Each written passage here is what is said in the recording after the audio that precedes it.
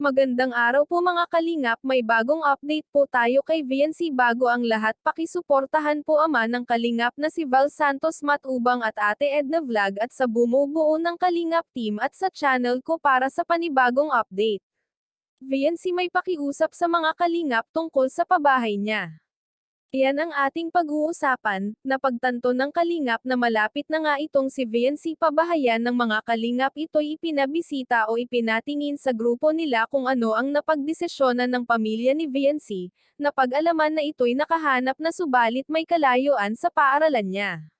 Pero wala pa raw itong kasiguraduhan dahil nag-e-invest pa sila kung saan makakamura at ang malapit lamang sa kanila na hindi sila mahihirapan sa paglalakad.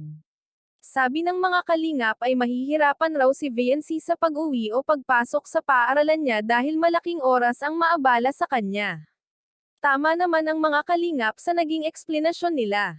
At napapayag nilang kambisihin si VNC na maghanap pa ng mas malapit sa kanila at gusto nitong nasa maraming tao para sa kanilang negosyo. Mas makakabuti nga na nasa malapit lamang sila para hindi sila mahirapan at hindi manibago sa mga paligid nila. May nalaman nga itong si Edo tungkol kay VNC na tila ba ay nabigla si Edo na magiging muse si VNC sa basketball at ipinapakita nitong may pagseselos kay VNC subalit ay parte iyon ng vlog na pagpapanggap lamang. Siyempre susuportahan ito ni Edo dahil kagustuhan ni VNC iyon at ngayon lamang niya mararanasan ang ganoon opportunity at halatang gustong gusto ni VNC maranasan iyon.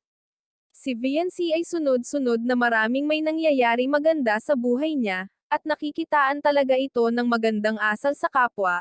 Hindi makapaniwala ang nakararami na ang isang tulad ni VNC ay marunong na makipagsapalaran sa buhay na kanyang kinajesnan. Huwag sanang magbago ang kanyang ugali na ipinapakita niya ngayon at ganun pa rin siya hanggang tumagal pa.